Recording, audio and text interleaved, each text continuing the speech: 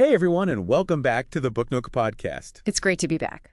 All right, so before we get started today, just a quick heads up for you. There's a link down in the description where you can grab a free book, so definitely worth checking out after this deep dive. For sure, for sure. So today we're diving into a truly fascinating story. We've got this incredible account of someone who made a pretty big career change and then really explored the world of entrepreneurship. It's full of these revealing moments and valuable lessons. Oh, absolutely. And, we're going to be looking at the journey of this person who spent like 14 years working at British Telecom. Wow, 14 years. I know, right? Initially, the appeal was that stable, secure job thing. You know what I mean? Like the kind your parents always encourage, like a job for life. Right. The good old days. Exactly. Yeah. But even with that initial stability, they started feeling kind of trapped. Imagine a 2-hour commute each way and crazy long hours, often working 6 or even 7 days a week. Oh, man, I can't even imagine. It's rough, right? And what's interesting is how gradually that dissatisfaction crept in, even with regular pay raises and promotions. That big question of what's life really about kind of hits you. Yeah, I think we've all been there at some point. Totally. Yeah. For this person, it was triggered by a pretty serious wake-up call, actually. They collapsed at King's Cross Station. Oh, wow. That's intense. Yeah, it was a big moment of reflection for them. And, maybe you felt that too, like being stuck in a routine that doesn't really align with what matters most to you. Absolutely. I think that's something a lot of people can relate to, for sure. So that collapse, it became a real turning point for them, the catalyst for change. But it wasn't like, boom, a clear path just appeared. They were faced with that huge question of what's next. After dedicating their whole career to one field, shaking things up was definitely on their mind. Yeah, but after that much time in one field, I bet it's hard to even know where to begin. I know, right? It's tough. And this is where things take an unexpected turn. They turn to music. Oh, interesting. So they were musical before. Well, they'd tried the cornet, the guitar, and the piano earlier on, but it never really took off. But that desire to play was still there. And get this. They bumped into a local band that was searching for a keyboard player. That's awesome. Talk about being in the right place at the right time. Right. It's amazing how these opportunities just pop up. And you know what's hilarious? Their audition repertoire was basically the shaky intro to Elton John's Your Song, and they didn't even have a proper keyboard setup. No way. Seriously. Seriously, they had to use borrowed disco speakers and a separate amp. It just shows you that sometimes you gotta jump in even if you don't feel totally ready. That's a great lesson right there. You know what I find really fascinating is that they were so determined to make it work. They knew they were a bit out of their depth at that first band practice, but they chose to swim, not sink. I love that attitude. Yeah, it's inspiring.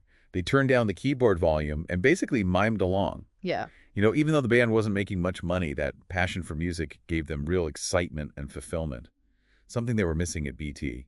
That's huge, right? It shows that finding something you love can be its own reward. It goes beyond just the money aspect. Absolutely. Yep. And that love for music led to another big step. They formed a Coldplay tribute band called Coolplay. Coolplay. That's awesome. I'm sensing a theme here. Yeah, there's definitely a theme. And they weren't just content with being the mute musician at the back. They wanted to sing, be more involved, and maybe even make a little more than £100 a gig. Good for them. Yeah. And, seeing Coldplay live back in 2002 was a turning point for them.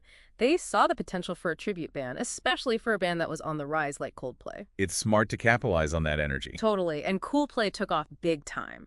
When 2 gigs could earn them as much as a whole week at BT, it really shifted their perspective. Yeah, that's a real eye-opener. It brought back that question of why stay on a path that feels blah when there's this exciting income-generating passion right there. That's a powerful realization.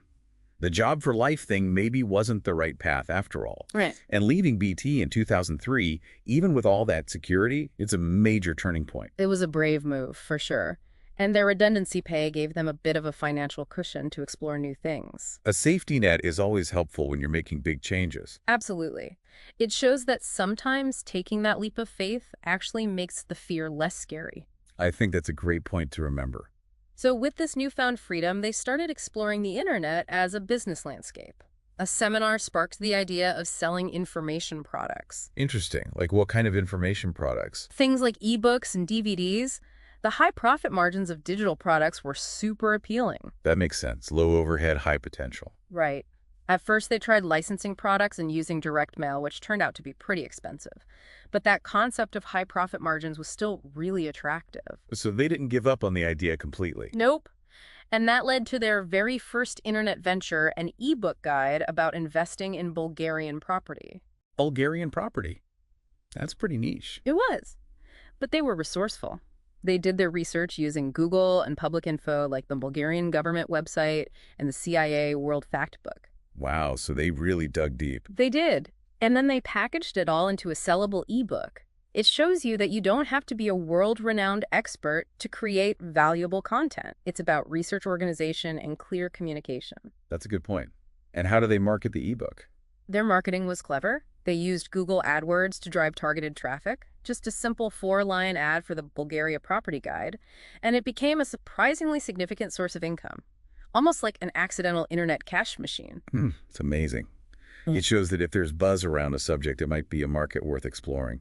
And, it also highlights the importance of believing in yourself. That initial thought of, I could never write a book, can be broken down into smaller steps. Exactly. Yeah. And the internet's power to connect with niche audiences is incredible. People searching for why invest in Bulgaria were a very specific group, and the price point of $17.95 for the ebook made it accessible. Smart strategy. So what happened after that first success? Well, naturally, they thought rinse and repeat. If one ebook worked, why not more? Makes sense. But wasn't it time-consuming to create all those ebooks? It was. Researching and writing each one took a lot of time, and that led to a game changer, outsourcing. Outsourcing. Yeah. That opens up a lot of possibility. It does. They used online platforms to find freelancers for things like ebook compilation. It freed up their time to focus on research and growth. That's a key part of scaling a business effectively. Right. And the global marketplace of freelancers, often with more competitive rates, was a huge advantage. It's about mutual benefit and using the internet's power to find skilled help. That's a great takeaway for our listeners. And the results were impressive. Within 3 months, they made enough to buy their dream Porsche. Although we'll get to that later. Porsche. This is getting interesting. It does show the rapid success they had, but it also highlights that if one good idea can work online, there are probably more out there. Don't get complacent, keep exploring, and delegate tasks to scale your business. Solid advice. Yeah. Now, did they stick to just property ebooks? Nope. They branched out. They created a yoga training DVD, even though there was a funny hiccup with customs at first. Oh no, what happened? I know, right? It's a whole story. But they also created home staging guides with a friend's wife. It shows their willingness to explore different niches based on trends and personal connections. It's about being opportunistic and seeing the potential in different areas. And it worked. That home staging venture helped the friend's wife quit her job. It became a big success for her. That's fantastic. It's like a ripple effect of positive outcomes. Right. They also created study guides for things like the theory of knowledge for the IB and even niche stuff like how to become a plumber. Wow, that's really diverse. It shows that there's valuable information everywhere and people will pay for it if it's well packaged and easy to access. Exactly. And the inspiration for these products came from unexpected places, news stories, conversations, just keeping their eyes open for opportunities. It's all about observation and curiosity. Now, around this time, they got into something pretty out there. They started selling plots of land on the moon. Wait, what? On the moon? Seriously? They realized people might not search for moon plots for sale, but they might search for unusual birthday gifts. That's brilliant. It's all about using SEO skills to tap into a different kind of demand. It was marketing genius. They sold out quickly and even considered expanding to Jupiter and Mars, but it got too legally complicated. Wow, that's thinking outside the box. Yeah. It shows that unconventional ideas can be profitable. Before we go any further, I just want to remind you all, if you're enjoying this deep dive into career change and entrepreneurship, make sure you subscribe to the Book Nook podcast. Yes, please do. And while you're at it, leave us a review. We love hearing your feedback, and it helps other people find the show. So back to the story. This internet business empire was booming. But of course, there were challenges. The local council wasn't too happy about them running a business from their home. Oh, that makes sense. Oh. I guess they got too big for their boots. In a way. They ended up getting office space, which felt more legit, but it came with its own headaches. Managing staff, dealing with conflicts, even theft. It's like those corporate world frustrations were creeping back in. That's interesting. It raises a question for our listeners. How big do you really want your business to be? Recognizing what you don't want is just as important as knowing what you do want. And they realized that they decided to streamline and maybe move away from a huge office and a massive team. It's about finding that balance between growth and maintaining control. But even with those challenges, the successes continued. They launched an internet business school, sharing their knowledge and experience with others. That's a great way to give back and create another income stream. And their students were having amazing results. People from all walks of life were finding success online. It validated their approach to mentoring and coaching. That's so rewarding to see. They even got into public speaking. It started by accident when they were asked to promote an event. They discovered they had a natural talent for it. That's awesome. I think a lot of people are afraid of public speaking. It's definitely intimidating, but they found that sharing their personal story resonated with audiences more than a polished corporate presentation. Authenticity is always key. And it led to some incredible opportunities. They shared the stage with big names like Richard Branson and Tony Robbins. Wow, that's incredible. From a reluctant speaker to sharing the stage with legends. It's amazing, right? Yeah.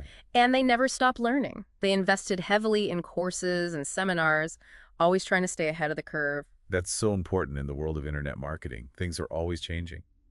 Now, alongside the internet businesses and public speaking, they also dabbled in some more adventurous ventures, like club lotteries with some well-connected people from the football and racing worlds. Oh, wow, that's interesting. It shows they were always open to exploring new things. It was about embracing challenges and stepping outside their comfort zone.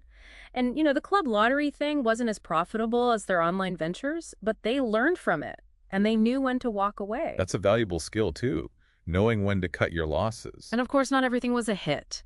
They tried creating a speed dating guide, but it flopped. What went wrong there? People just weren't willing to pay for that specific info, even though there was demand and low competition. Sometimes customers don't see the value, or they think they can find the info elsewhere for free. That's a good lesson in market research. They ended up making it a free ebook to build a mailing list and then launched a dating website.